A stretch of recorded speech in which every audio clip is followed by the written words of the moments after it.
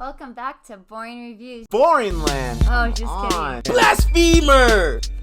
Hello, right. Boring Review Nation. Kind of pointless. We know all things. Welcome back to Boring Reviews.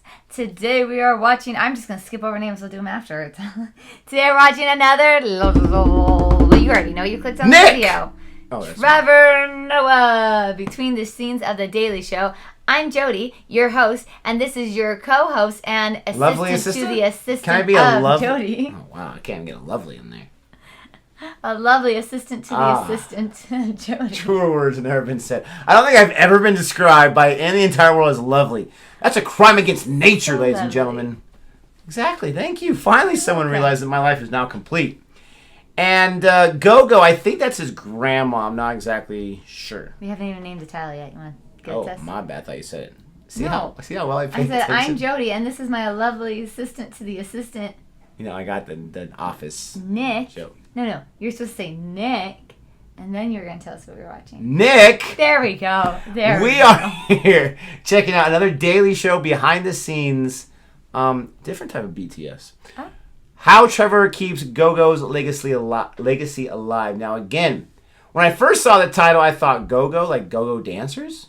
Like, he keeps that legacy alive. That's kind of weird. That's kind of weird to say. Legacy alive. I don't know why I keep meshing those together. But no, I'm pretty sure Gogo is his grandma. I'm not 100% sure. But when I was finding this video, the very first few seconds, I think he says grandma. So we're going to go with that. I have to interrupt. You said a different kind of BTS. What's the other BTS? The group, K-pop, BTS. Yeah, I was like this whole time butter. trying to figure out what you were talking about. Our sons were listening to that song over and over. And then automatically right after that is the Dynamite song. And so that's all I know about BTS. But talking about this video right here, we have reacted to quite a few behind-the-scenes videos from Trevor Noah. So go ahead and check those out if you like these reactions, if you're discovering us for the first time. And if you are discovering us for the first time, or you like this video, don't forget to like, subscribe, and hit that notification bell right over there so that you can. I like trying to find out where it was on the screen. Maybe it's the opposite. Maybe I'm opposite. I don't know. But hit that notification bell so you can be aware of our next upload video. We're gonna bypass that. Sometimes I'm special. I wish I was special sometimes. All right, so we're gonna go ahead and check this out. We're gonna see how he keeps that legacy alive. This is a very current. All right, here we go. Whoa. Told you. How do I plan to keep my grandmother's legacy alive? That's an interesting question. Hope she's not dead. You know, She I is say if thank you he's for it. keeping her legacy alive. No, it's but interesting. maybe, No, I'm joking. yeah, it's kind of It sad. really is an interesting question because you know what? This is probably one of the things that that hit me the most. Yep. The was funeral. At my grandmother's funeral. They Reading so subtitles. obviously her funeral was in South Africa and Yeah, it sorry. was really small and I was happy about it. It was intimate. And if you've never been to an African funeral, basically the way they last forever, right? I think we basically, it's almost like Africans have said, the funeral must be as long as your life was. So it was really long, but it was actually quite enjoyable because He all seems of my uncomfortable grandmother's talking about friends this. Spoke. All the friends who are still alive, right? Because she was 96, and then all her friends were Wow. were still alive, and they're telling these stories. And it was so crazy because they'd be like, I remember, and they were saying it in Xhosa. It's like, Namgumbolo Francis, you know, and they'd be like, I remember when I met her in 1948, and we went out together and we partied, and I'm like, my grandma partied, you know, and then other women would talk about.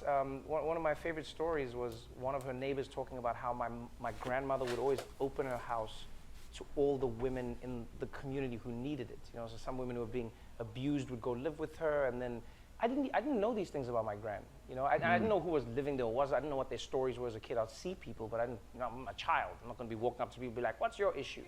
So, what was fascinating was that, and I think what it left me with is my grandmother's legacy to me personally was like food and love. That's to me, but I realized her legacy as a whole was more how she treated the people around her, everyone she came into contact with. that she felt she could extend her heart to. It was really beautiful to see, and to see what she had left behind. She left a legacy. She left friends. It was wonderful watching all these grannies give speeches that never ended. And then the pastor would have to come in slowly. He's like, okay. He's like, okay, and like grab the microphone and then be like, he's like, okay, It's the way that happens. That's enough. And I think that was it. So if there's one way I would try and keep my grandmother's legacy alive, is just by remembering the tiny impact you can have on somebody's life that may stick with them long after you're gone. That might be it. Yeah. So thank you for the question. That was really beautiful. Yeah, that was very sweet. You gotta stop reading subtitles ahead, Nick. Sorry. Trying to listen to him. Spoiler alert. No, I love that. I think that was really, really sweet. I think that's something I try to do. I have a sign, just a little, it's like that little card that I had printed out one day, and it sat on my desk for years from both schools I'd been at. And it says, be the person you needed when you were younger. And I feel like if you can just have that little moment, there's things that you can do for people that you may not even know you did. You might not even remember, but they remember. And I think I love what his grandma did. That's awesome. I'm fairly confident that I am that person that I needed when I was younger. I mean, A+ for me.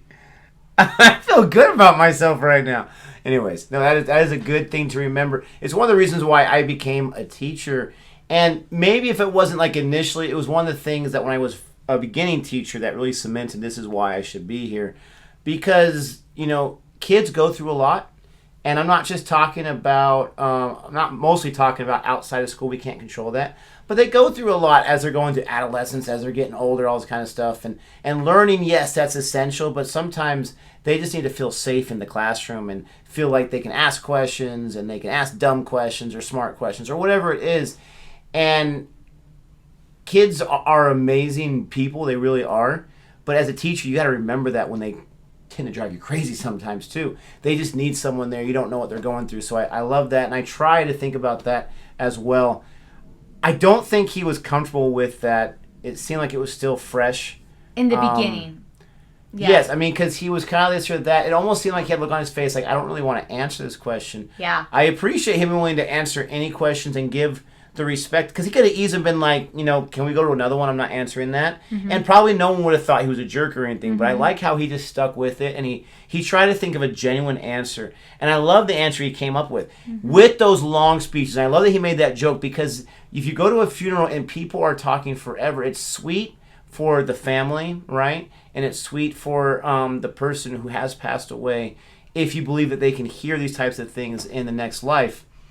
But when you're there, it may not be sweet for everyone just to hear these long eulogies or whatever you want to say. So I'm glad that he kind of made a joke about that, because I'm sure it was something that was really long, but that he was able to take so much from those longer speeches, make a positive out of it, help cement. Because like he said, I didn't know she partied.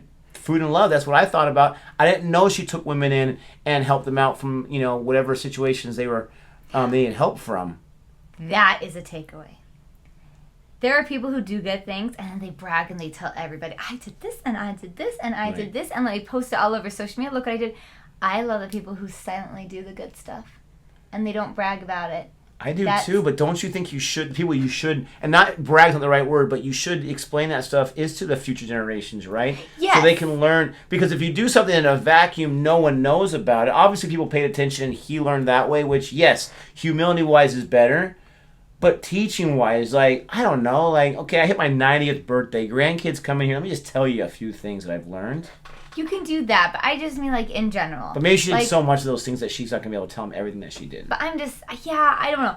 I know what you're saying. The people who do it quietly, and then Absolutely. The people that you affect, they go on and share it. They can let it know if they want to, how much you help them. But, if you bring dinner to somebody, instead of posting on the Facebook, picture, bringing dinner to help people, who are struggling or helping a sick friend, that's just okay, well, you just got your reward.